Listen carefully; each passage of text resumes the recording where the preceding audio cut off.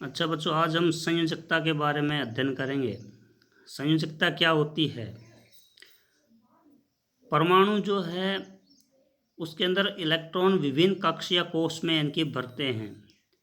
ये हम पहले इनकी कल पढ़ चुके हैं।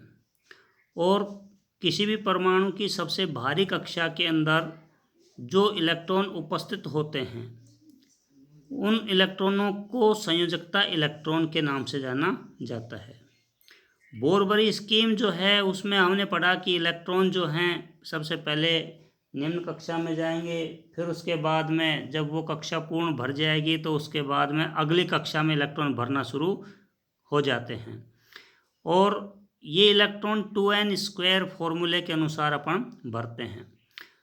जैसे ही इनकी दूसरा कक्ष जो है वो इनकी भर जाता है, 8 इलेक्ट्रॉन हो जाते हैं, तो तीसरे में इनके इलेक्ट्रॉन जाना प्रारंभ हो जाते हैं।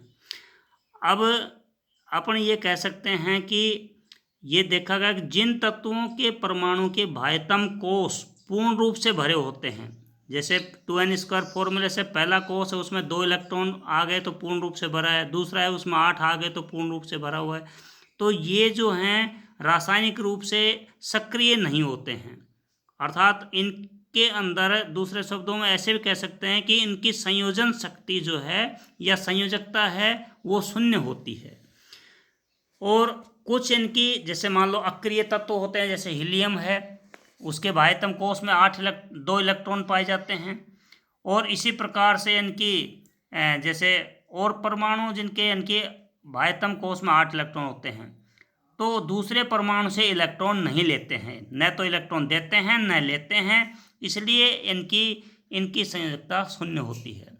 लेकिन जिस परमाणु के बाह्यतम कोष में 8 इलेक्ट्रॉन पूरे नहीं होते या वो कोष स्थायी नहीं होता है, तो इलेक्ट्रॉन देकर या लेकर के ना और स्थायित्व ग्रहण करता है।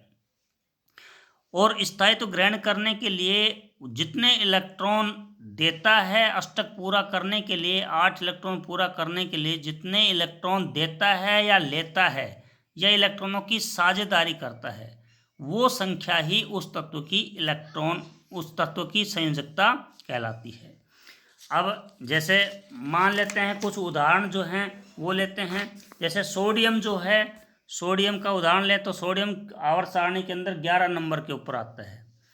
तो पहला जो कोष है उसमें इलेक्ट्रॉन 2 गए, दूसरे में 8 गए, अब इनकी 2 और 8 हो गए 10, तो इनकी बच गए कितने इलेक्ट्रॉन? 1 इलेक्ट्रॉन, वो तीसरे कोष में चला जाएगा 1 इलेक्ट्रॉन।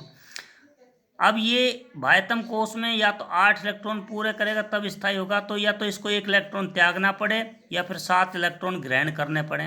तो 1 इलेक्ट्रॉन को त्यागना आसान है, बल्कि इनके 8 इलेक्ट्रॉनों को ग्रहण करना, 7 इलेक्ट्रॉनों को ग्रहण करना, इसलिए 1 इलेक्ट्रॉन त्याग देता है। तो दूसरे इनकी से निम्न कोष में 8 इलेक्ट्रॉन पूरे हो गए, ये स्थायी हो गया। तो 1 इलेक्ट्रॉन इसने त्यागा तो इसकी संयोजकता कितनी होगी? 1। और इलेक्ट्रॉन जो त्यागते हैं उनकी संयोजकता होती है हमेशा पॉजिटिव, इसलिए इसकी सोडियम की संयोजकता कितनी होगी? +1। अब क्लोरीन का उदाहरण लेते हैं कि क्लोरीन है 17 नंबर पर आता है और सारणी के अंदर। तो 17 नंबर पर आता है, तो इनकी पहले में गए कितने इलेक्ट्रॉन? 2। दूसरे में इलेक्ट्रॉन कितने गए? 8। तो 2 और 8 कितने हो गए? 10। और तीसरे में इलेक्ट्रॉन चले जाएंगे 7। 17 हो गए, 2 8 और 7 यानी 17। अब तीसरा जो कोष है उसमें 7 इलेक्ट्रॉन है, तो क्लोरीन स्थायित्व ग्रहण करने के लिए तो 7 इलेक्ट्रॉनों को त्यागे या फिर 1 इलेक्ट्रॉन ग्रहण करे, तब इसके बाह्यतम कोष का अष्टक पूरा होता है। इसलिए 7 इलेक्ट्रॉन त्यागने के बजाय 1 इलेक्ट्रॉन ग्रहण करना आसान होता है, इसलिए ये 1 इलेक्ट्रॉन ले लेता है, तो बाह्यतम कोष में 8 इलेक्ट्रॉन हो गए। ये 1 इलेक्ट्रॉन इसने लिया है, इसलिए इसकी संयोजकता -1 हो जाती है।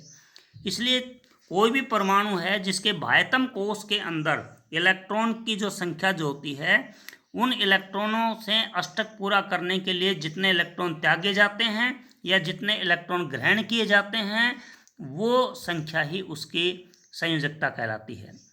फॉर एग्जाम्पल, उदाहरण के तौर के ऊपर हम जैसे इनकी इस सारणी का अवलोकन करते हैं। हाइड्रोजन 1 नंबर पर आता है, तो 1 नंबर पर आता है बाह्यतम कोष के अंदर 1 इलेक्ट्रॉन गया इसके पास में K कोष के अंदर, तो 1 इलेक्ट्रॉन गया, तो इलेक्ट्रॉन इनकी बाह्यतम कोष में या तो 2 इलेक्ट्रॉन या 8 हो, तो इनकी 2 इलेक्ट्रॉन पूरे करने के 1 इलेक्ट्रॉन की आवश्यकता है, इसलिए इसकी संयोजकता कितनी हो जाएगी? इसकी 1 हो जाएगी। ऐसे हीलियम है, हीलियम 2 नंबर पर आता है, तो पहले में गए 2 इलेक्ट्रॉन, तो दूसरे में कोई इलेक्ट्रॉन नहीं है, तो इसके मतलब ये स्थायी है, तो संयोजकता क्या हो जाएगी इसकी, शून्य हो जाएगी, 0 हो जाएगी। ऐसे इनकी लिथियम है 3 नंबर पर आता है, तो पहले में 2 गए, दूसरे में कितने गए, 1, तो दूसरे कोष में कितने इलेक्ट्रॉन हैं, 1 इलेक्ट्रॉन। तो या तो 1 इलेक्ट्रॉन ले, 1 इलेक्ट्रॉन या तो त्यागे या फिर 7 इलेक्ट्रॉन ले। तो 1 इलेक्ट्रॉन को त्यागना आसान होता है, इसलिए इसकी संयोजकता कितनी हो जाएगी, 1 हो जाएगी, +1 हो जाएगी। ऐसे ही इनकी, जैसे मैंने अभी इनकी आपको जैसे समझाया, जैसे नाइट्रोजन है 7 नंबर पर आता है, तो 7 नंबर पर आता है, तो इसका पहले कक्ष में कितने इलेक्ट्रॉन गए, के में 2, दूसरे में 5, तो अष्टक पूरा करने के लिए कितने इलेक्ट्रॉनों की आवश्यकता हुई, 3 की। 5 में 3 आएंगे तभी तो 8 होंगे, इसलिए या तो 5 त्यागे या फिर 3 ले, तो 3 लेना आसान, इसलिए संयुक्त कितनी हो जाएगी, 3 ले रहा है, इसलिए -3 आ जाएगी।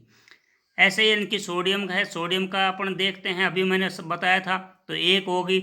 ऐसे क्लोरीन जो है 17 नंबर पर आती है, क्लोरीन का यदि देखते हैं तो क्लोरीन का जो जैसे आ गया है, जैसे -1 आ जाएगी इसकी। आर्गन है, आर्गन जो है इसके बाह्यतम कोष के अंदर इलेक्ट्रॉन कितने हैं, 8 हैं, तो इसलिए न इलेक्ट्रॉन देना है न लेना, इससे संयोजकता क्या आ जाएगी, 0 आ जाएगी। इस प्रकार से हम संयोजकता ज्ञात कर लेते हैं। तो अतः प्रत्येक तत्व के परमाणु की एक निश्चित इनकी संयोजन शक्ति होती है, और उसको ही हम उसकी संयोजकता कहते हैं। ये बच्चों आपके लिए होमवर्क दिया गया है, इसे होमवर्क के अंदर आपको करना है।